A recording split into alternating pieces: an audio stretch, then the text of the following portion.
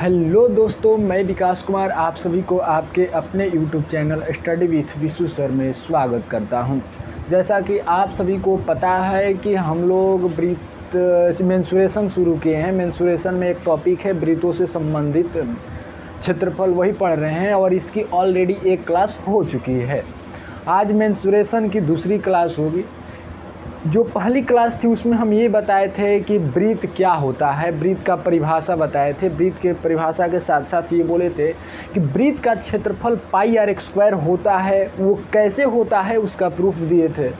Breathe का परिधि 2πr होता है, ये कैसे होता है इसका प्रूफ के साथ बताए थे।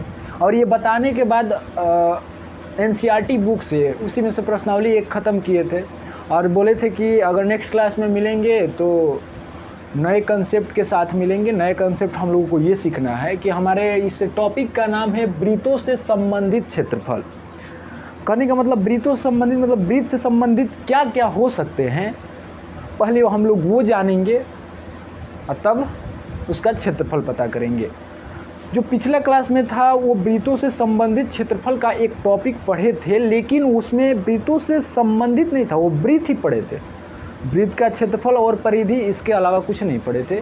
यहाँ पढ़ेंगे ब्रीथों से संबंधित जो जो आकृतियाँ होगी, उन आकृतियों को पहले हम लोग समझेंगे और तब आकृतियाँ समझ जाने के बाद उन आकृतियों का क्षेत्रफल, परिधि, जिसको परिमाप भी बोलते हैं, सबका हम लोग जो फार्मूला होता है उसे हम लोग प्रूफ करेंगे और प्रूफ करने के बाद कुछ क्वेश्चंस बनेंगे। तो चलिए शुरू करते हैं। आज की क्लास में सबसे पहले शुरू में समझेंगे जीवा। जीवा क्या होता है समझना है। जीवा, जिसको इंग्लिश में कोड बोलते हैं, कोड CHORD, कोड बोलते हैं इंग्लिश में। ये क्या होता है जीवा समझना है। जीवा ब्रीथ का ही पार्ट है। वो क्या होता है, ब्रीथ का पार्ट में जीवा का क्या काम है, क्या जीवा है, मतलब उसके बारे में समझिएगा। जीवा होता है किसी ब्रीथ में, आप लोगों को तो ब्रीथ पता ही होगा कि ब्रीथ क्या होता है। ब्रीथ का परिभाषा हम पहले ही बता दिए हैं, तो अब डायरेक्ट हम जीवा की बात करेंगे। तो जीवा उससे बोलते हैं, जीवा उस रेखाखंड को बोलते हैं, या ऐसे बोलिए कि ब्रीथ के किन्हीं दो बिंदुओं को मिलाने वाली रेखाखंड जीवा कहलाती है। देखिए आसान भाषा में बोलिएगा तो क्या बोलिएगा, ब्रीथ के किन्हीं दो बिंदुओं को मिलाने वाली रेखाखंड जीवा कहलाती है। यानी कि कोड किसे बोलते हैं, ब्रीथ का कोई भी दो बिंदु ले लीजिए। ये नहीं कि आप अपने मन से जहाँ मन तहाँ ले लीजिए। हम एक ये बिंदु ले रहे हैं, एक ये बिंदु ले रहे हैं। तो मैंने परिभाषा में क्या बोला कि ब्रीथ के दो बिंदु को मिलाना है, तो ये दोनों बिंदु को मिलाइए। दोनों बिंदु को मिलाने वाली ये जो रेखाखंड है, ये रेखाखंड ही क्या बोलेगी, ये जीवा कहलाएगी, जिसको इंग्लिश में कोड बोलते हैं।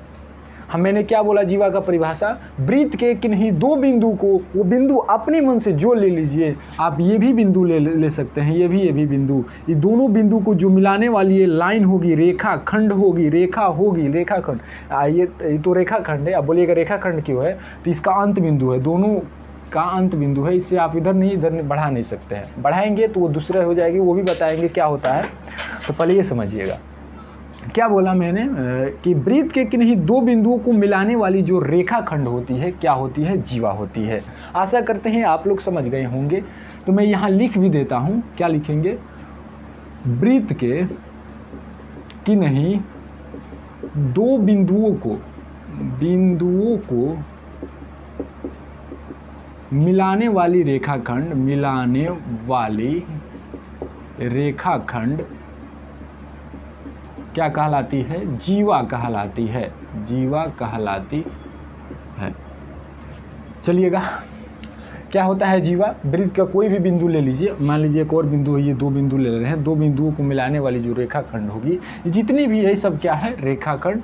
ये क्या है, जीवा है, जिसको इंग्लिश में क्या बोलते हैं, कोड बोलते हैं।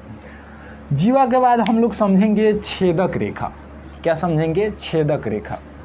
ये छेदक क्या होती है, छेदक रेखा बोलिए या डायरेक्ट हम छेदक रेखा से समझ सकते हैं। इसको इंग्लिश में सेकंड लाइन बोलते हैं। क्या बोलते हैं, सेकंड लाइन। ये क्या होता है हम लोग समझेंगे। ये जीवा छेदक रेखा मिलता जुलता है, थोड़ा सा डिफरेंस है, समझिएगा क्या होता है।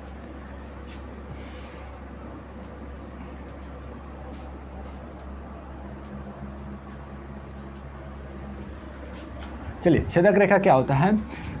जीवा होता है कि वृत्त के किन्हीं दो बिंदुओं को मिलाने वाली रेखाखंड। छेदक रेखा होता है कि वृत्त के किन्हीं दो बिंदुओं, कोई भी दो बिंदु हो, दो बिंदुओं को प्रतिच्छेद करने वाली रेखा क्या कहलाती है, छेदक रेखा कहलाती है। मैंने क्या बोला कि वृत्त का कोई दो बिंदु हो, मान लेते हैं ये बिंदु है, ये बिंदु है, दोनों बिंदुओं को प्रतिच्छेद करते हुए कोई रेखा अगर गुजर रही है तो क्या बोलेंगे, ये कौन सी रेखा है, छेदक रेखा है। क्या है, छेदक रेखा है। क्या वो लिखेंगे, वृत्त के किन्हीं दो बिंदुओं को, किन्हीं दो बिंदुओं को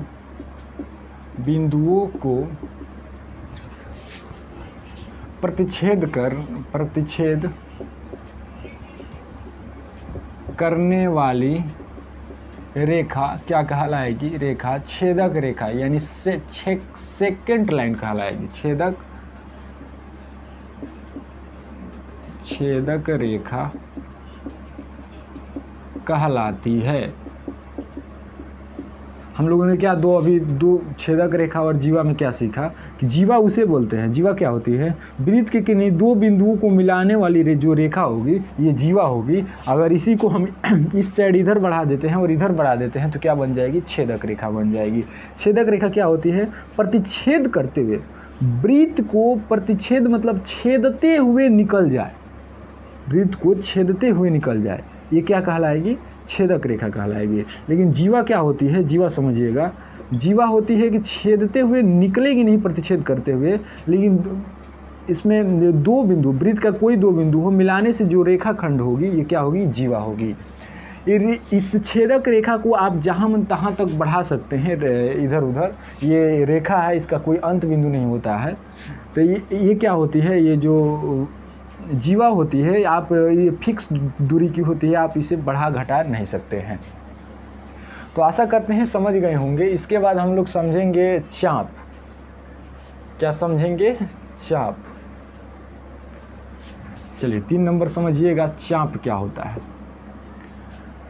चाप उसे बोलते हैं, कैसे बोलेंगे, वृत्त के कि नहीं दो बिंदुओं के बीच के भाग को क्या बोलेंगे, चाप बोलेंगे। या आसान भाषा में बोलिए तो बोलेंगे कि वृत्त के टुकड़े को चाप बोलते हैं, वृत्त के टुकड़े को चाप बोलते हैं। या ये बोलेंगे कि वृत्त के कि नहीं दो बिंदुओं, मान लेते हैं ये बिंदु है, ये बिंदु है, दो बिंदुओं के बीच के भाग को क्या बोलेंगे, क्या बोलेंगे, चाप बोलेंगे। इसको इंग्लिश में आर्क बोलते हैं, आर्क।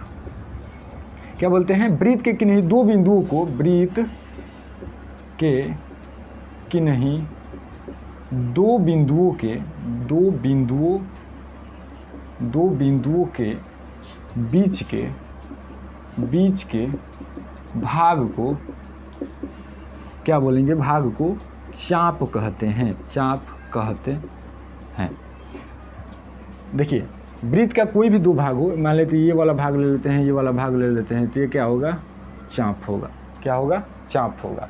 या कोई भी आप बिंदु बीच का दो, वृत्त का दो बिंदु ले लीजिए, या दोनों बिंदु के जो बीच का जो वृत्त का भाग होगा वो क्या होगा, चाप होगा। आपके मन में आ रहा होगा एक क्वेश्चन कि मान लीजिए ये दो बिंदु ले रहे हैं तो दोनों बिंदु के बीच का भाग ये ना है, तो नहीं सर, ये बीच का भाग नहीं है, ये बीच की दूरी है।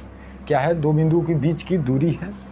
ये तो इसे हम तो दूरी को मिलाने वाली रेखाखंड को क्या बोल देंगे, जीवा बोल देंगे। लेकिन ये बोल रहा है कि बीच के भाग, अच्छा वृत्त कौन है, वृत्त यही ना है, वृत्त यही है।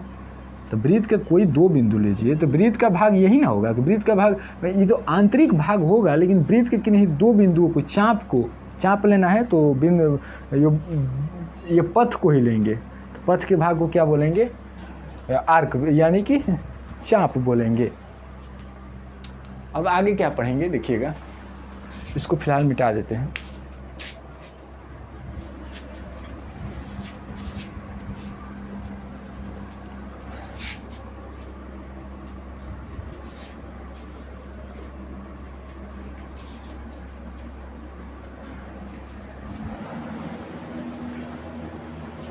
चलिएगा, हम लोगों ने क्या क्या पढ़ा, ये पढ़ा कि जीवा क्या होती है, तो वृत्त के कि नहीं दो बिंदुओं को मिलाने वाली रेखाखंड क्या बोलेगी, क्या बोलते हैं रेखाखंड को, जीवा बोलते हैं।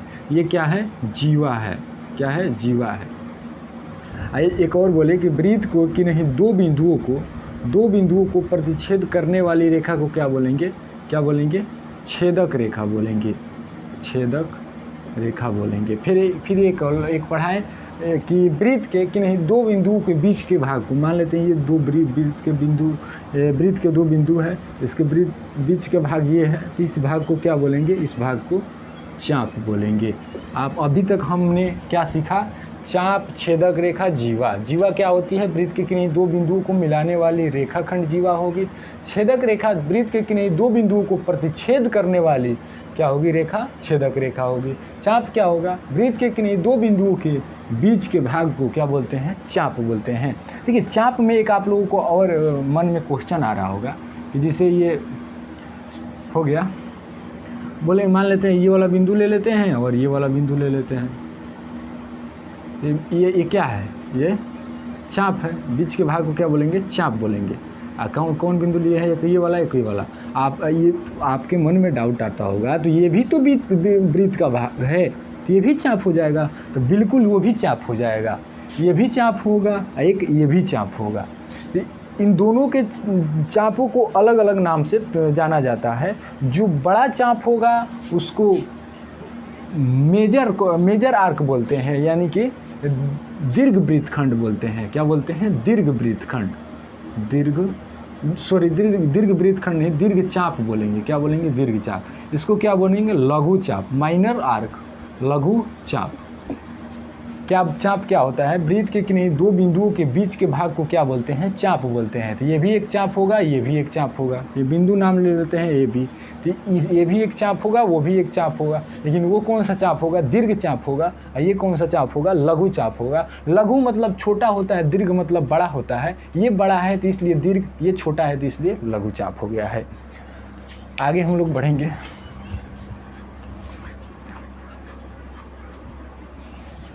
एक सेकंड मार्कर बदल देते हैं। देखिएगा त्रिज्य खंड का होता है वो समझेंगे। त्रिज्य, वृत्त का त्रिज्य खंड बोलिए, त्रिज्य खंड बोलिए, कई होता है वृत्त का त्रिज्य खंड। त्रिज्य खंड, त्रिज्य खंड समझिएगा क्या होता है। कोई वृत्त लेंगे तो वृत्त का सभी वृत्त के पास अपने एक केंद्र होता है। तो केंद्र से ये जो वृत्त के परिधि पर वाली लाइन होती है क्या होती है, ये त्रिज्या होती है। क्या होती है, त्रिज्या होती है। इतना पता होगा आप लोगों को। तो त्रिज्य खंड क्या होता है समझिएगा। किसी वृत्त के दो त्रिज्या और उनके संगत चाप को, किसी वृत्त के दो त्रिज्या और उनके संगत चाप से घिरे हुए क्षेत्र को क्या बोलेंगे, त्रिज्य खंड बोलेंगे। मैंने क्या बोला कि किसी वृत्त के दो त्रिज्या और जो त्रिज्या लिए हैं वही त्रिज्या के संगत चाप से घिरे हुए क्षेत्र को क्या बोलेंगे, त्रिज्य खंड बोलेंगे। किसका त्रिज्य खंड, वृत्त का त्रिज्य खंड। वृत्त का त्रिज्य खंड मतलब किसी वृत्त के किन्हीं दो त्रिज्या और उनके संगत चाप से घिरे हुए क्षेत्र को क्या बोलेंगे, त्रिज्य खंड बोलेंगे। दो त्रिज्या ले लेते हैं, एक त्रिज्या पता है, एक त्रिज्या यह है, एक और त्रिज्या ले लेते हैं, मान लेते हैं ये त्रिज्या क्या होगी, ये होगी। दोनों देखिएगा, ये मान लेते हैं वृत्त का केंद्र है जिसका नाम क्या है, ओ है। ओ ए और ओ बी क्या है, एक दो त्रिज्या है। एक ओ ए त्रिज्या है जिसको आर बोलेंगे, ओ भी त्रिज्या है, ये भी क्या होगा, आर ही होगा। मैंने क्या बोला कि किसी वृत्त के दो त्रिज्या और दोनों त्रिज्या के संगत चाप, यही इंपॉर्टेंट है। देखिएगा मैंने क्या बोला, दोनों त्रिज्या के संगत चाप। संगत चाप क्या होता है आप समझिएगा। चाप तो पता होगा कि कोई भी दो बिंदु ले लेंगे, इसके बीच की दूरी क्या हो जाएगी, चाप हो जाएगी। कोई भी बिंदु ले लेंगे, उनके बीच की दूरी क्या हो जाएगी, चाप हो जाएगी। संगत चाप बोल रहा है तो इसका मतलब जो त्रिज्या लिए है ना, त्रिज्या वो वृत्त के जिस बिंदु को टच कर रही है, उस टच बिंदु जिस बिंदु पर जाकर मिल रही है, वही बिंदु के बीच का भाग क्या लेंगे, चाप।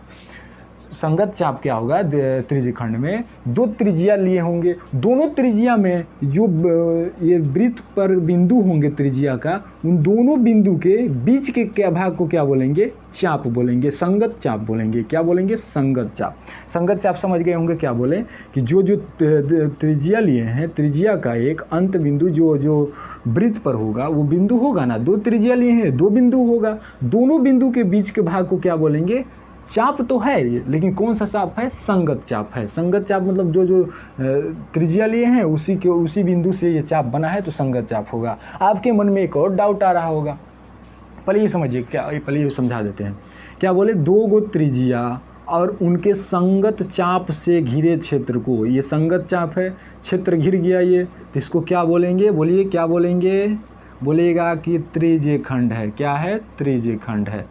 त्रिज्य खंड क्या है, त्रिज्य खंड। देखिए क्या है, दो गो त्रिज्या है और दोनों त्रिज्या का एक संगत चाप है, इसी चाप और दो त्रिज्या से घिर गया है ये क्षेत्र, इस क्षेत्र को क्या बोलेंगे, त्रिज्य खंड बोलेंगे। आपके मन में क्वेश्चन आ रहा होगा, एक मतलब आ रहा होगा कि अच्छा ये भी तो हो सकता है, ये भी त्रिज्य खंड हो सकता है। देखिए ये क्या है, दो त्रिज्या है, दोनों त्रिज्याओं के ये जो दो बिंदु दिए हैं, इन बिंदुओं के बीच का भाग ये क्या कहलाएगा, ये भी तो चाप कहलाएगा, तो ये नहीं हो सकता है।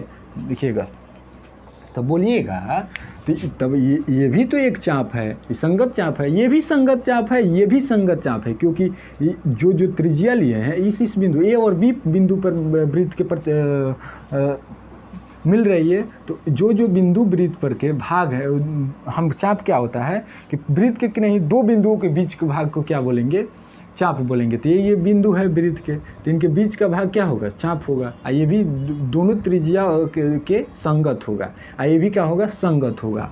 तो ये भी हो जाएगा, दो त्रिज्या और संगत चाप से ये भी क्षेत्र घिर जाएगा। बोलिएगा बिल्कुल होगा, हम बिल्कुल होगा, ये भी क्या होगा, एक त्रिज्य खंड होगा। लेकिन इस त्रिज्य खंड को हम लोग बोलेंगे लघु त्रिज्य खंड, क्योंकि ये लघु चाप से बना है, ये दीर्घ चाप से यानी बड़ा चाप से बना है, तो इसको बोलेंगे दीर्घ त्रिज्य खंड। क्या बोलेंगे, दीर्घ त्रिज्य खंड। आप लोग समझ गए होंगे त्रिज्य खंड क्या होता है। दो त्रिज्या और उनके संगत चाप से घिरे क्षेत्र को त्रिज्य खंड बोलते हैं। अगर वो चाप लघु है तो लघु त्रिज्य खंड, अगर वो चाप दीर्घ है तो दीर्घ त्रिज्य खंड होगा। इसका परिभाषा अब लिखेंगे। परिभाषा क्या लिखेंगे, वृत्त के किसी वृत्त के दो त्रिज्या, किसी वृत्त के दो त्रिज्या, और ये त्रिज्या है, देखिएगा ध्यान से, त्रिज्या और वृत्त के किसी वृत्त के दो त्रिज्या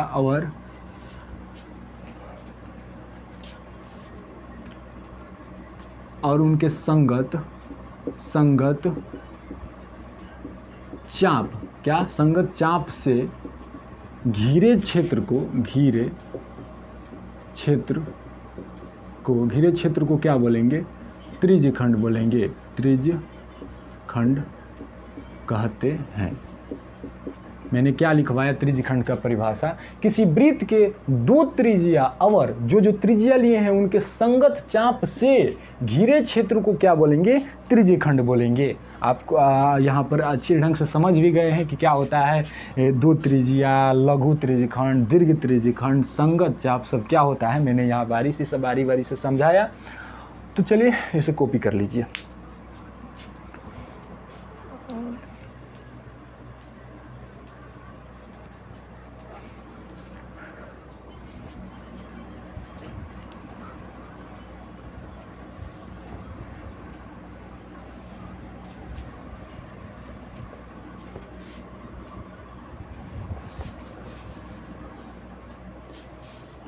चलिए हम लोग त्रिज्य खंड समझ गए, अब समझेंगे वृत्त खंड।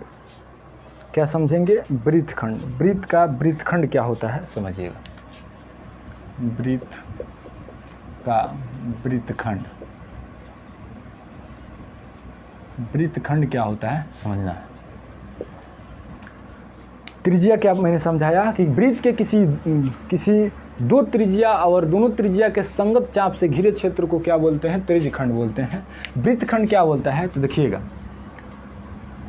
वृत्तखंड बोलता है कि वृत्त के किसी जीवा और उसके संगत चाप से घिरे क्षेत्र को क्या बोलेंगे? वृत्तखंड बोलेंगे। क्या बोलेंगे? वृत्तखंड बोलेंगे। समझिएगा मैंने क्या बोला कि वृत्त के कोई भी जीवा ले लेते हैं, जीवा समझ रहे होंगे। जीवा हम शुरू में ही समझाया कि जीवा क्या होती है। तो वृत्त के किन्हीं दो बिंदुओं को मिलाने वाली रेखाखंड क्या होती है? जीवा होती है। पहले क्या करेंगे? वृत्त के किन्हीं दो बिंदु को मिलाएंगे, जीवा बनाएंगे। क्या करेंगे? वृत्त के किन्हीं दो बिंदु को मिलाएंगे और जीवा बनाएंगे। क्योंकि जीवा कैसे बनाया जाता है? वृत्त के किन्हीं दो बिंदु को मिलाने से रेखाखंड वाली जो रेखाखंड होती है वो क्या होती है? जीवा होती है। मैंने जीवा बना दिया। और परिभाषा क्या बोला वृत्तखंड का कि वृत्त की कोई जीवा और उसी जीवा का संगत चाप क्या होगा? उसी जीवा का संगत चाप से घिरे क्षेत्र को क्या बोलेंगे? वृत्तखंड बोलेंगे। अब बोलिएगा संगत चाप का होगा। अच्छा ये बताइए, ये जो जीवा होगी, जीवा वृत्त के दो बिंदु पर स्पर्श कर रही होगी, मतलब दो बिंदु पर जाकर मिल रही होगी। क्योंकि जीवा का परिभाषा होता है कि वृत्त के किन्हीं दो बिंदुओं को मिलाने वाली रेखाखंड जीवा होती है। तो वही जो जीवा होगी वृत्त के किन्हीं दो बिंदु को मिल रही होगी। अब वही दो बिंदु के बीच का जो भाग होगा वो क्या होगा? चाप होगा। अब बड़े भाग को उस बड़े चाप तो दो बनेगा। मैंने समझाया पीछे कि वृत्त के किन्हीं दो बिंदुओं के बीच के भाग को अगर क्या बोलेंगे? चाप बोलेंगे। तो अगर वृत्त का कोई दो बिंदु लेते हैं तो दो चाप बनेगा, एक दीर्घ चाप होगा, एक लघु चाप होगा। या कभी कभी होता है कि दोनों चाप बराबर होते हैं। वो कब बराबर होते हैं मैं आगे बता दूंगा। तो समझिएगा, अगर जीवा है तो जीवा जो बिंदु पर मिल रही होगी वो बिंदु के बीच के भाग को क्या बोलेंगे? चाप बोलेंगे। संगत चाप वही होगा जो जीवा का बिंदु है ना, उसी बिंदु के बीच का भाग संगत चाप होगा। संगत चाप देखिए क्या होता है, अगर हम जीवा का ये बिंदु है ना तो इसके बीच का भाग ही क्या होगा? संगत चाप होगा। चाप तो आप इसको भी बोल सकते हैं। अगर ये वाला बिंदु है, ये वाला बिंदु लेते हैं तो ये भी चाप हो जाएगा। लेकिन संगत चाप बोले, संगत चाप कहने का मतलब जो जीवा लिए हैं वो जीवा वृत्त के जो बिंदु पर मिल रहा होगा वही बिंदु के बीच के भाग को, जो वही बिंदु से जो चाप बन रहा होगा वही क्या होगा? संगत चाप होगा। तो देख रहे हैं कि जो क्या है, दो बिंदु पर जीवा मिल रहा है तो ये बीच का जो ये भाग है क्या होगा? चाप होगा। तो मैंने वृत्तखंड का परिभाषा क्या बोला कि वृत्त के कोई किसी जीवा और उसके संगत चाप से घिरे क्षेत्र को क्या बोलेंगे? वृत्तखंड बोलेंगे। क्या बोलेंगे? वृत्तखंड बोलेंगे। क्या बोले एक बार और देख रहे हैं, देखिए ये क्या है? जीवा है। ये क्या है? जीवा है। ये क्या है? ये वाली रेखा ये चाप है। इसे अब क्या बोलेंगे? जो जीवा और इसके संगत चाप से जो क्षेत्र घिर गया है उस क्षेत्र को क्या बोलेंगे? वृत्तखंड बोलेंगे। आपके मन में एक प्रश्न आ रहा होगा, आप सोच रहे होंगे कि ये भी तो जीवा हो, ये भी तो चाप हो सकता है। तो एकदम जी बिल्कुल हो सकता है। तो हम ये भी बोल सकते हैं कि ये जीवा और ये चाप द्वारा घिरे क्षेत्र को क्या बोलते हैं? वृत्तखंड बोलते हैं। तो जरूर वृत्तखंड बोलेंगे। ये वृत्तखंड क्या होगा? ये भी क्या होगा? एक वृत्तखंड होगा। लेकिन देखिए वृत्तखंड ये कौन सा और इस वृत्तखंड में क्या अंतर है? अगर ये जो वृत्तखंड लघु चाप से बना है यानी छोटे चाप से बना है उसे हम लघु वृत्तखंड बोलेंगे, और जो वृत्तखंड बड़े चाप से यानी बड़े चाप से बना है तो उसे क्या बोलेंगे? दीर्घ वृत्तखंड बोलेंगे। आशा करते हैं आप लोग जीवा, छेदक रेखा, ये और क्या लिखवा है? जीवा, छेदक रेखा, चाप, त्रिज्यखंड, वृत्तखंड बहुत ही अच्छी तरीके से समझ गए होंगे। अगर आप नहीं समझे हैं अब भी तो प्लीज़ वीडियो को आप स्किप करके, मतलब वीडियो क्या होता है स्किप करके, बहुत लोग होते हैं कि स्किप करके दूसरे वीडियो देखने लगेंगे या जो जैसे आप पढ़ने लगेंगे। देखिए तो हम बोलेंगे स्किप करके मत भागिए, एक बार मौका ज़रूर दीजिए। अगर हम समझा नहीं पाते हैं, अगर वो मौका आप देते हैं, उस मौके को मैं 100% आपका डाउट क्लियर करने में न लगाऊं, आपका डाउट क्लियर न करूं, तब आप वीडियो को स्किप करके, चैनल को अनसब्सक्राइब करके, वीडियो को डिसलाइक करके आप जा सकते हैं। तो पहले ये सब करने से पहले एक बार मौका ज़रूर देना है। तो मौका यही है, जो पढ़ाते हैं अगर समझ में नहीं आता है तो प्लीज़ मेरा व्हाट्सअप नंबर आपके डिस्प्ले पर शो करेगा। अगर डिस्प्ले पर शो नहीं करता है तो जाइएगा वीडियो के डिस्क्रिप्शंस में, हर एक वीडियो जो वीडियो हमारी वीडियो होगी, वीडियो के डिस्क्रिप्शंस में व्हाट्सअप नंबर शो करेगा। वहाँ पर भी लिखा भी रहता है कि अपना डाउट शेयर करे, और व्हाट्सअप नंबर लिखा रहता है। तो प्लीज़ व्हाट्सअप नंबर पर अपना डाउट ज़रूर शेयर कीजिएगा। तो चलिए आगे बढ़ते हैं। क्या होता है वृत्तखंड का पहले परिभाषा लिख देते हैं। वृत्तखंड क्या होता है? वृत्त की कोई जीवा और संगत चाप द्वारा घिरे क्षेत्र को क्या बोलेंगे? घिरे क्षेत्र को क्या बोलेंगे? वृत्तखंड बोलेंगे। वृत्तखंड बोलते हैं, वृत्तखंड कहते हैं।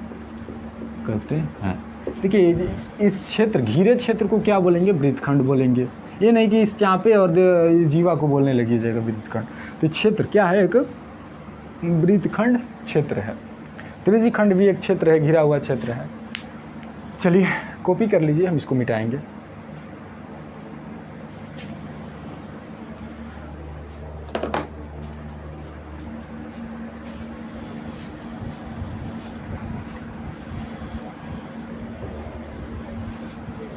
चलिएगा, अब हम लोगों ने क्या क्या सीखा? वृत्तखंड, त्रिज्यी खंड। वैसे तो ये छेदक रेखा, जीवा तो ये लाइन है, एक ये भी पार्ट है वृत्त का, लेकिन हम लोगों को क्षेत्रफल पढ़ना है। तो आप लोगों को पता होगा कि क्षेत्रफल हम लोग टू डायमेंशनल एंड 3 डायमेंशनल, मतलब 1 डायमेंशनल आकृति का क्षेत्रफल नहीं निकाल सकते हैं। उनका क्षेत्रफल 0 होता है। मतलब 1 डायमेंशनल मतलब जिनके पास केवल लंबाई हो, अपना चौड़ाई ना हो, तो क्या बोलेंगे उसको? 1 डायमेंशनल। इसका क्षेत्रफल नहीं निकाल सकते हैं। तो जो जीवा थी, जो छेदक रेखा थी, जो चाप था, सभी क्या था? 1 डायमेंशनल आकृति है। तो इसका क्षेत्रफल नहीं निकालेंगे। और हमें क्षेत्रफल पढ़ना है, तो क्षेत्रफल किसका निकलेगा? त्रिज्यी खंड और वृत्तखंड का क्षेत्रफल निकलेगा, क्योंकि वो 2 डायमेंशनल आकृति हो जाएगी, उनका अपना एक क्षेत्र है। तो चलिए पहले क्या सीखेंगे?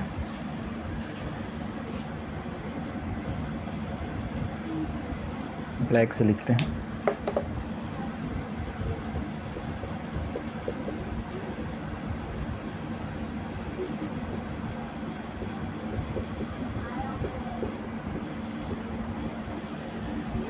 चलिए क्या पढ़ेंगे? वृत्त के त्रिज्यी खंड का क्षेत्रफल क्या होता है, इसको हम लोग प्रूफ के साथ पढ़ेंगे। तो पहले एक क्या करेंगे? त्रिज्यी खंड बनाएंगे। क्या बनाएंगे? पहले एक त्रिज्यी खंड बनाएंगे। त्रिज्यी खंड क्या होता है? वृत्त का एक भाग होता है। तो क्या होता है? वृत्त का भाग, जैसे कि 2 त्रिज्या और उसका संगत चाप से घिरे क्षेत्र को क्या बोलेंगे? त्रिज्यी खंड बोलेंगे। यानी ये क्या है? ओ है, ये आर है, त्रिज्या है, ए बी बोल देते हैं इसको। तो ये क्या होगा?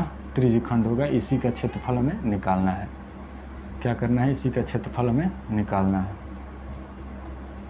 ये क्या है? मान लेते हैं इन दोनों त्रिज्याओं के बीच का कोण क्या है? थीटा है। अच्छा बोलिए, ये 2 त्रिज्या है, अगर लेते हैं वृत्त में 2 त्रिज्या, तो 2 त्रिज्या कुछ गैप पर ही ना लेंगे, कुछ तो दूरी पर लेंगे। अगर दोनों त्रिज्या इसी दूरी पर ले लेते हैं तो इसके बीच का कोण क्या हो जाएगा? 0 डिग्री हो जाएगा। लेकिन यहाँ देख रहे हैं कि कुछ बीच में स्पेस लिए हैं, तो दोनों त्रिज्याओं के बीच कोण बनेगा। इस कोण मान लेते हैं कितना डिग्री का बन रहा है? थीटा डिग्री का बन रहा है। कितना है? थीटा है।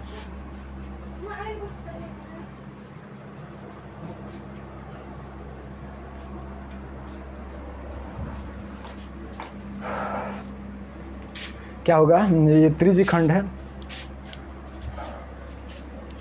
अच्छा ये बताइएगा, त्रिज्यी खंड क्या होता है? अगर हम, ये क्या है? त्रिज्यी खंड है। यही तो एक त्रिज्यी खंड है। क्या है? त्रिज्यी खंड है, जिसका ये और ये दोनों क्या है? ये त्रिज्या है। मान लेते हैं आर है, ये थीटा है, तो त्रिज्यी खंड है। इस और थीटा को और बढ़ा देते हैं, कुछ बढ़ा देते हैं, मतलब यहाँ कर देते हैं, तब वो क्या होगा? त्रिज्यी खंड बनेगा। थीटा को और बढ़ा देते हैं, देखिएगा ध्यान से, थीटा को मान लेते हैं और बढ़ाते बढ़ाते यहाँ लेकर जाते हैं, तो ये भी क्या बनेगा? त्रिज्यी खंड बनेगा। थीटा को और बढ़ा देते हैं, थीटा को और बढ़ा देते हैं, तब भी क्या बनेगा, ये त्रिज्यखंड बनेगा जिसका थीटा इतना हो जाएगा। थीटा को और बढ़ा देते हैं, थीटा को और बढ़ा देंगे तब भी क्या बनेगा, त्रिज्यखंड बनेगा। थीटा को और बढ़ा देते हैं, यानी जहाँ से शुरू किए थे ये वहाँ ले लेते हैं, तो वो क्या होगा, त्रिज्यखंड होगा जिसका एंगल क्या हो जाएगा, ये टोटल बोलिए अगर ये थीटा पूरा ये दोनों त्रिज्या एक दूसरे के ऊपर आ जाता है घूमते घूमते, तो यहाँ थीटा कितना बनेगा, बोलिए कितना होता है, 360 डिग्री होता है। आप समझ रहे होंगे मैं क्या बोल रहा हूँ कि ये जो त्रिज्यखंड था, थीटा बढ़ते ये जो त्रिज्यखंड जो थीटा कैसे बढ़ रहा था, त्रिज्या बढ़ा रहे थे, त्रिज्या को बढ़ाते एक दूसरे के ऊपर त्रिज्या दोबारा आ गई, तो थीटा कितना बनेगा, तो आपके मन में आ रहा होगा कि 360 डिग्री का बनेगा। तो बिल्कुल 360 डिग्री का बनेगा, क्योंकि ये भी एक बिंदु से जो टोटल एंगल बनता है कितना होता है, 360 डिग्री। अच्छा बोलिए त्रिज्यखंड बढ़ते एक क्या बन गया है, बताइए, वृत्त बन गया है। क्या बन गया है, वृत्त बन गया है। तो हम क्या बोलेंगे, पहले लिख देते हैं कि माना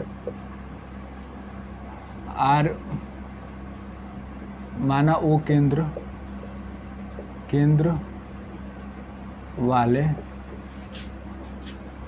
केंद्र वाले वृत्त में ए ओ बी एक त्रिज्यखंड है,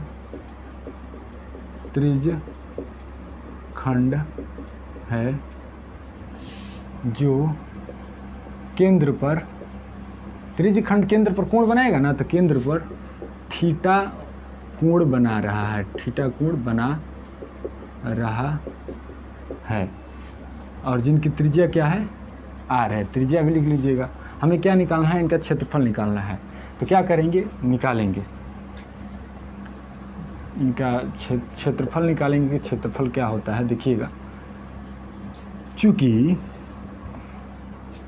अगर हम यहाँ देख रहे थे कि जो त्रिज्यखंड था थीटा पर अगर 360 डिग्री का एंगल बना लेता है तो एक पूरा वृत्त बनता है। अगर ये त्रिज्यखंड को बढ़ाते यानी कि त्रिज्यखंड बढ़ेगा कैसे, थीटा को बढ़ाएंगे तो त्रिज्यखंड बढ़ेगा।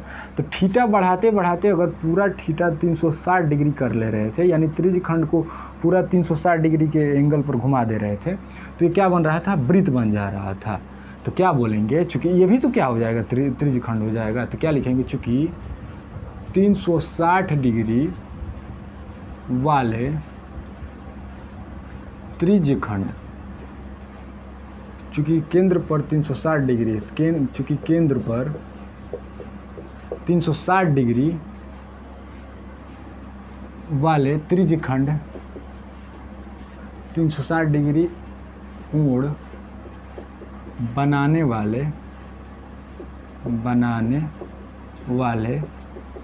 त्रिज्यखंड का क्षेत्रफल क्या होता है, बोलिए। अगर वृत्त पर केंद्र पर 360 डिग्री का एंगल बनेगा तो ये कौन सा त्रिज्यखंड क्या बन जाएगा, त्रिज्यखंड एक पूरा वृत्त बन जाएगा, इसलिए क्षेत्रफल क्या हो जाएगा, पाई आर स्क्वायर हो जाएगा। बताइए, ये जो त्रिज्यखंड है, त्रिज्यखंड का जो थीटा है बढ़ाते अगर पूरा 360 डिग्री कर देते हैं तो ये त्रिज्यखंड जैसे ये बढ़ते ये क्या है, त्रिज्यखंड बढ़ते अगर इसी पर आ जाता है तो त्रिज्यखंड क्या हो जाएगा, एक वृत्त हो जाएगा, और उसका क्षेत्रफल क्या हो जाएगा, पाई आर स्क्वायर हो जाएगा। क्योंकि त्रिज्यखंड अगर 300 वृत्त बन जाता है तो वृत्त का क्षेत्रफल क्या है, पाई आर स्क्वायर है। तो इसलिए 1 डिग्री का एंगल बनाएगा त्रिज्यखंड तो क्या होगा, पाई आर स्क्वायर बटा में 360 डिग्री हो जाएगा। इसलिए अगर वो थीटा डिग्री का एंगल बनाए, थीटा का एंगल बनाए तो क्या हो जाएगा, थीटा से गुना कर देंगे, यानी थीटा बटा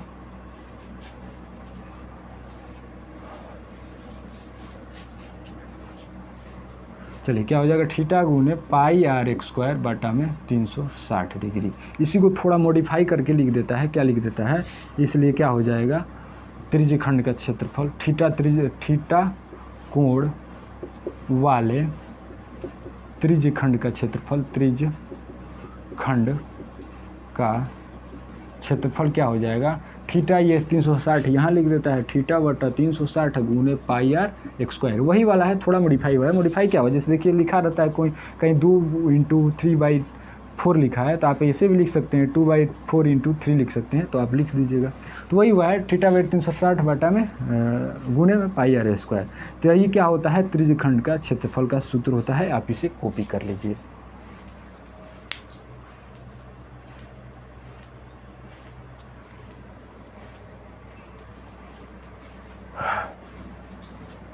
चलिए, आप लोग अब समझ गए होंगे कि जो त्रिज्यखंड का क्षेत्रफल होता है क्या होता है, θ/360 गुणे πr²। ये डायरेक्ट हम लोग इस फार्मूला को यूज करके क्वेश्चंस बनवाएंगे, तो आप इसे याद कर लीजिएगा। मैंने ये कैसे होता है उसको मैंने अच्छी ढंग से बताया कि ये θ/360 गुणे πr² कैसे आया है।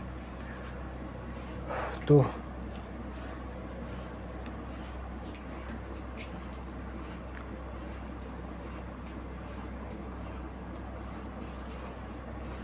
चलिए आगे बढ़ते हैं। अगर आपको कॉपी करना होगा तो वीडियो को स्टॉप करके कॉपी कर लीजिएगा।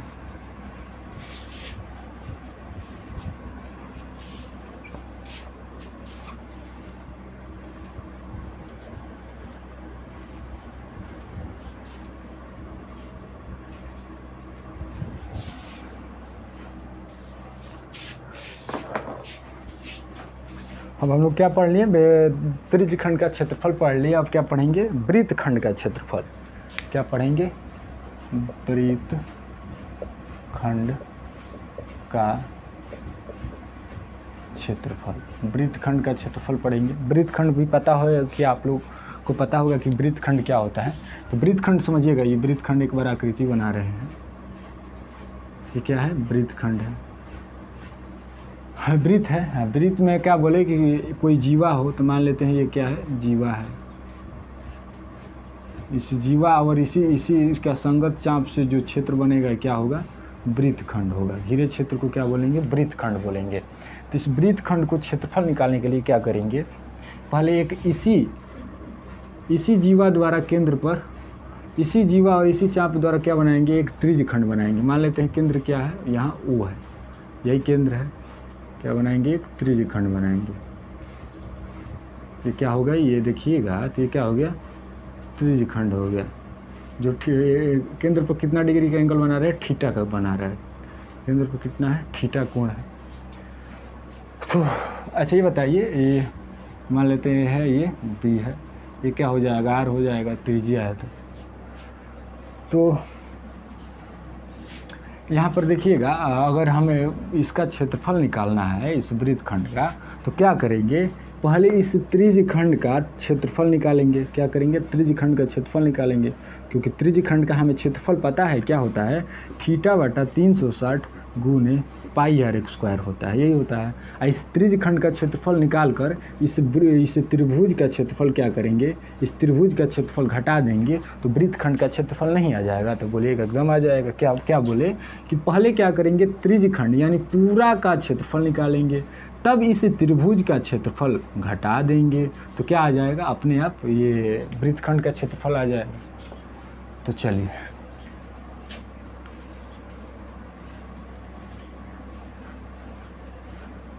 अच्छा ये बताइए, इस त्रिज्यखंड का तो क्षेत्रफल पता है, निकाल लेंगे, लेकिन इस त्रिभुज का क्षेत्रफल कैसे निकालेंगे, सोचिएगा ज़रा। इस त्रिभुज का क्षेत्रफल कैसे निकालेंगे। अगर ये त्रिभुज कैसा है, देखिए तो यहाँ पर ये त्रिभुज बना रहे हैं। त्रिभुज कुछ इस तरह से है, क्या है, त्रिभुज कुछ इस तरह से है, जिसका ये थीटा दिया है, ये आर दिया है, और ये क्या है, बोलेंगे इसका क्षेत्रफल बताइए क्या होगा। अगर तीनों भुजा बराबर होती, जैसे दोनों भुजा बराबर है, आर है, अगर दोनों भुजा दी है और ये भी आर दे देता, तो आराम से क्या बोलते कि इसका क्षेत्रफल क्या हो जाता है, √3/4 गुने क्या हो जाएगा, भुजा स्क्वायर हो जाएगा। या अगर थीटा ये 90 डिग्री का हो जाता है, तो आराम से ये सूत्र से बना देंगे कि 1/2 आधार गुने ऊंचाई हो जाएगा, आधार गुने ऊंचाई हो जाएगा। या ये हो सकता है कि दोनों क्या दिया हो, ये दोनों भुजा दिया हो समान, दोनों का एक दिया होगा तो अपने दोनों मान लेंगे। और ये भी जीवा का लंबाई, ये क्या है, ये जीवा ही ना है, तो इस जीवा की भी लंबाई मान लेते हैं कुछ दे दिया है, ABCD जो दे दिया है, तो इसका भी सूत्र निकाल लेंगे। ये क्या हो जाएगा, दो भुजा बराबर एक बराबर नहीं है, तो क्या हो जाएगा, समद्विबाहु त्रिभुज हो जाएगा। और समद्विबाहु त्रिभुज का क्षेत्रफल का सूत्र होता है B/4√4A² माइनस BX² हो जाएगा। यानी B असमान भुजा, A समान भुजा है। अगर आप बोलिएगा ठीक है समबाहु रहेगा तो इस सूत्र से बनाएंगे, अगर समकोण हो जाएगा तो इस सूत्र से बनाएंगे, अगर समद्विबाहु हो जाएगा तो इस सूत्र से क्षेत्रफल निकालेंगे। अगर इन तीनों में से कोई भी ना हो, कोई भी कब नहीं होगा, देखिएगा तीनों भुजा बराबर न दे और ये दोनों भुजा बराबर दे दे तो ठीक है समद्विबाहु त्रिभुज हो जाएगा। अगर दो भुजा बराबर समद्विबाहु त्रिभुज हो जाएगा तो आपके मन में आ रहा होगा कि तब तो ये समद्विबाहु त्रिभुज आसानी से हम निकाल सकते हैं। तो ध्यान रहे समद्विबाहु त्रिभुज में दो भुजाएं होती है, एक को असमान भुजा, यहाँ B असमान भुजा है। असमान मतलब जो बराबर ना हो, एक क्या है, समान भुजा है। तो अगर ये समान भुजा असमान दोनों का मान रखना है, हो सकता है आकृति में क्या दिया हो, केवल R दिया है, यानी केवल क्या दिया है, समान भुजा दिया है, तो असमान भुजा का मान क्या रखेंगे, नहीं रख पाएंगे, तो ये भी फेल मार जाएगा और ये तो मार ही जाएगा, क्योंकि अगर समबाहु नहीं होगा तो ये तो ऐसे ही हो गया। ये कब होगा, जब थीटा पर 90 डिग्री का एंगल बनेगा तो आराम से इस सूत्र से बना सकते हैं। अगर थीटा पर 40 डिग्री का एंगल बने तो कैसे बनाएंगे, तो नहीं बना पाएंगे।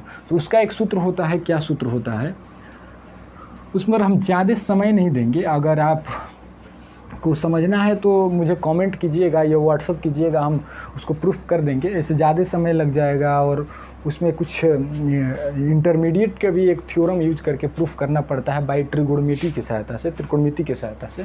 वो डायरेक्ट हम लिख दे रहे हैं, इसका सूत्र क्या, इसका क्षेत्रफल क्या हो जाएगा, थीटा कोण और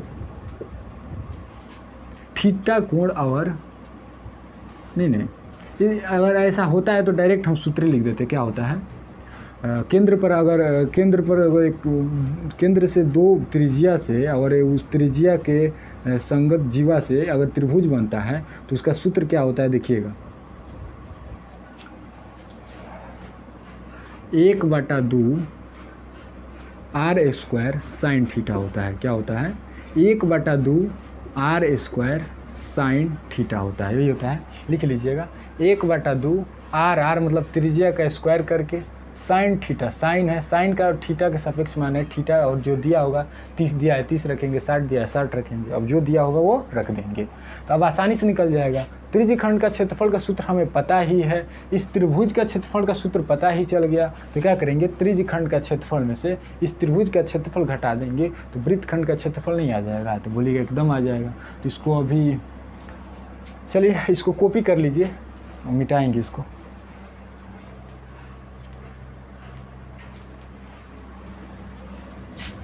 चलिए मिटा देते हैं।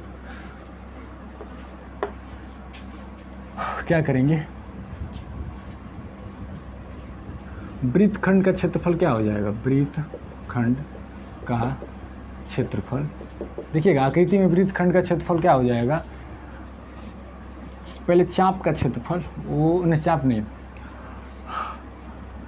त्रिज्यखंड OAB का क्षेत्रफल, अब माइनस कर देंगे कौन सा, त्रिभुज OAB का क्षेत्रफल, तभी ना आएगा। क्या कहिए, त्रिज्यखंड का क्षेत्रफल माइनस त्रिभुज का क्षेत्रफल। क्या करेंगे, त्रिज्यखंड का क्षेत्रफल का सूत्र होता है θ/360 गुने πr² होता है। इसका सूत्र क्या होता है, इसका सूत्र होता है, अभी कुछ देर पहले मैंने बताया, इस त्रिभुज का सूत्र क्या हो जाएगा, 1/2 R² साइन थीटा हो जाएगा। क्या हो जाएगा, R² साइन थीटा।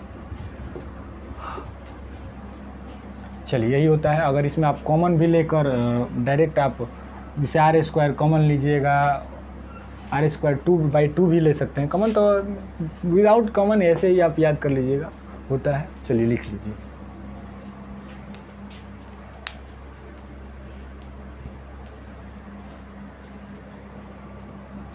चलिए सारे सूत्रों को आप याद भी कर लीजिएगा, साथ ही साथ याद करते चलिएगा।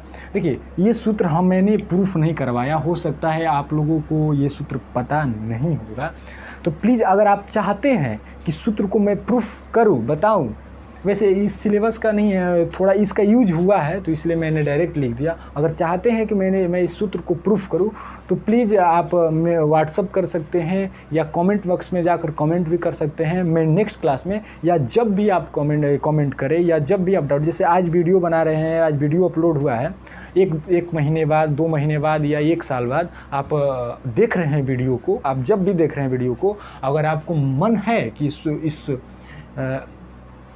मतलब ये सूत्र को, इस त्रिभुज का ये सूत्र कैसे होता है इसको प्रूफ करूँ, तो प्लीज़ हमें व्हाट्सअप कीजिएगा या कमेंट बॉक्स में कमेंट कीजिएगा। हम बोलेंगे कमेंट बॉक्स में ठीक है, वो तो कमेंट करते हैं, बहुत बढ़िया है। आप पर्सनली, मुझे पर्सनल नंबर है, एक व्हाट्सअप नंबर है, मिल जाएगा डिस्क्रिप्शन में, उस व्हाट्सअप नंबर पर जाकर अपना डाउट एकदम वहाँ पर आप पूछ सकते हैं। तो आप वहाँ से पूछिएगा, आप जैसे पूछिएगा, अगर हम देखते हैं तो ज़रूर 100% का वादा करते हैं कि मैं देखूँगा वीडियो, इस कमेंट को, आपके डाउट को, तो ज़रूर प्रूफ करूँगा। चलिए आगे बढ़ेंगे। देखिएगा, इसी के साथ साथ इसी में हम नहीं, मिटा देते हैं इसको फिलहाल।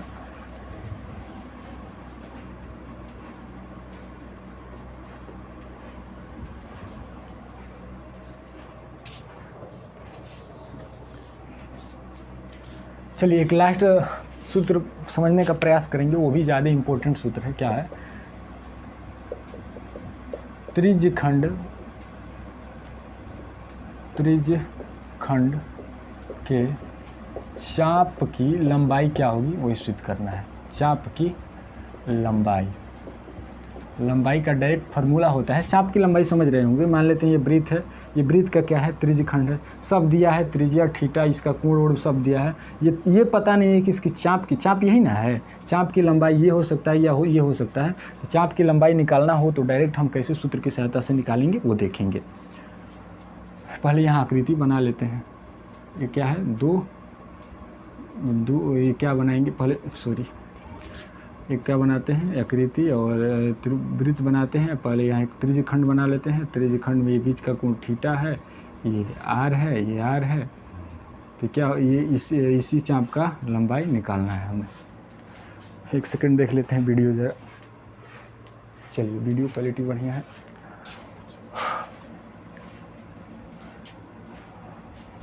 अच्छा, ये बताइए, अगर कोई जैसे ये क्या है? त्रिज्यखंड है ना। इस त्रिज्यखंड को बढ़ाते बढ़ाते, फिर जैसे हम शुरू में क्षेत्रफल के लिए किए थे, ऐसे बढ़ाते मतलब ये जो है इस बढ़ाते फिर ये जो त्रिज्या ला देता हूँ उसी बिंदु पर, तो क्या बन जाएगा? एक वृत्त नहीं बन जाएगा। तो ये त्रिज्यखंड, ये कैसा त्रिज्यखंड है? वृत्त क्या है? वृत्त वैसा त्रिज्यखंड है जिसका एंगल, अगर जिस त्रिज्यखंड का एंगल अगर 360 डिग्री का हो जाता है, त्रिज्यखंड का एंगल बनता है, त्रिज्यखंड के पास अपने कोण होते हैं, अगर 360 डिग्री हो जाता है तो क्या बन जाता है? वृत्त बन जाता है। तो वृत्त भी एक त्रिज्यखंड ही है। ये मत समझिएगा ना कि वृत्त त्रिज्यखंड नहीं है, वृत्त भी एक त्रिज्यखंड है। बस वो त्रिज्यखंड में क्या है कि थीटा का मान 360 है। तो बोलेंगे कि वृत्त क्या है? तो वृत्त को परिभाषा आप ये भी दे सकते हैं कि जिस त्रिज्यखंड का मान 360 डिग्री होता है उस त्रिज्यखंड को हम वृत्त बोलते हैं। क्या बोल देंगे हम लोग? जिस त्रिज्यखंड का मान 360 डिग्री होता है, मान नहीं, जिस त्रिज्यखंड के केंद्र पर का कोण 360 डिग्री होता है, उस त्रिज्यखंड को क्या बोलेंगे? वृत्त बोलेंगे। या वृत्त ये भी बोल सकते हैं। वृत्त क्या बोलेंगे तो समझ ही गए होंगे। तो ये बात बताइए, त्रिज्यखंड अगर पूरी तरह घूम गया ये, तो कितना बनेगा? 360 डिग्री बनेगा। तो 360 डिग्री से क्या बना? वृत्त बना। तो क्या लिखेंगे यहाँ पर? 360 डिग्री वाले त्रिज्यखंड के चाप की लंबाई क्या हो जाएगा? बोलिएगा। चाप की लंबाई बताइए। 360 डिग्री से क्या बना? वृत्त बना। त्रिज्यखंड जिसका कोण केंद्र पर 360 डिग्री हो तो क्या बन जाता है? वृत्त बन जाता है। तो 360 डिग्री वाले त्रिज्यखंड के चाप की लंबाई बोलेंगे या वृत्त का? ये चाप की लंबाई क्या है? यही ना है। तो ये क्या है? अगर तो एक वृत्त बन जा रहा है तो ये क्या है? बोलिए, ये क्या है? वृत्त की परिधि है। तो क्या बोलेंगे कि जो वृत्त की परिधि ही होगी, परिधि जो होगी वही 360 डिग्री वाले त्रिज्यखंड के चाप की लंबाई होगी। तो इसे क्या लिखेंगे? 2πr लिखेंगे। क्या होता है? परिधि 2πr। इसलिए क्या हो जाएगा? 1 डिग्री वाले के लिए 2πr बटा में 360 डिग्री होगा। अगर हम यहाँ क्या माने हैं, थीटा माने हैं, तो इसलिए थीटा डिग्री के लिए क्या होगा, थीटा में गुना कर देंगे, थीटा गुने 2πr बटा में 360। इसको थोड़ा सा मॉडिफाई करेंगे, सजा देंगे, क्या करेंगे, इसलिए क्या हो जाएगा, थीटा कोण वाले त्रिज्य खंड के चाप की लंबाई क्या हो जाएगा, ये थीटा 360 को इधर ले लेते हैं तो क्या हो जाएगा, थीटा बटा 360 गुने 2πr हो जाएगा। चलिए आप मैंने आज क्या क्या बताया, आज इतना ही। तब से नेक्स्ट क्लास में आज क्लास को स्टॉप करेंगे और आगे क्लास में इससे रिलेटेड क्वेश्चंस बनवाएंगे। तो आज हम लोगों ने क्या क्या पढ़ा, देखिए बता देते हैं। शुरू में आए तो बताया कि कल के क्लास में हम लोगों ने क्या क्या पढ़ा था, उसका इंट्रोडक्शन दिया। तब से आज की क्लास में हम पढ़े नया में कि जीवा क्या होता है, छेदक रेखा क्या होता है, चाप क्या होता है, दीर्घ चाप क्या होता है, लघु चाप क्या होता है, त्रिज्यखंड क्या होता है, दीर्घ त्रिज्यखंड क्या होता है, लघु त्रिज्यखंड क्या होता है, फिर वृत्तखंड क्या होता है, दीर्घ वृत्तखंड क्या होता है, लघु वृत्तखंड क्या होता है। इसके बाद हम लोगों ने पढ़ा कि त्रिज्यखंड की जो क्षेत्रफल होते हैं क्या होते हैं, त्रिज्यखंड का क्षेत्रफल भी, फिर वृत्तखंड का क्षेत्रफल, फिर हम लोगों ने लास्ट में क्या पढ़ा, ये जो त्रिज्यखंड का जो चाप की लंबाई होती है ये हम लोगों ने पढ़ा। तो कोशिश करते हैं, मतलब आशा करते हैं, कोशिश नहीं आशा करते हैं कि आप लोग समझ गए होंगे। अगर अभी भी आप लोगों को समझ में नहीं आया है तो प्लीज़ एक बार हमें मौका ज़रूर दीजिए। वीडियो के डिस्क्रिप्शंस में या वीडियो के जो डिस्प्ले पर ही शो कर रहा होगा मेरा व्हाट्सअप नंबर, आप मेरा व्हाट्सअप नंबर लीजिए। आप अगर आपको जहाँ कहीं भी समझ में नहीं आया है, स्क्रीनशॉट लेकर उसको डाउट को भेजिए या कॉपी पर लिखकर, या जैसे भी हो आप अपना डाउट पूछ सकते हैं। तो चलिए पूछिएगा, मिलेंगे नेक्स्ट क्लास में कुछ नए अंदाज में। चलिए, थैंक यू।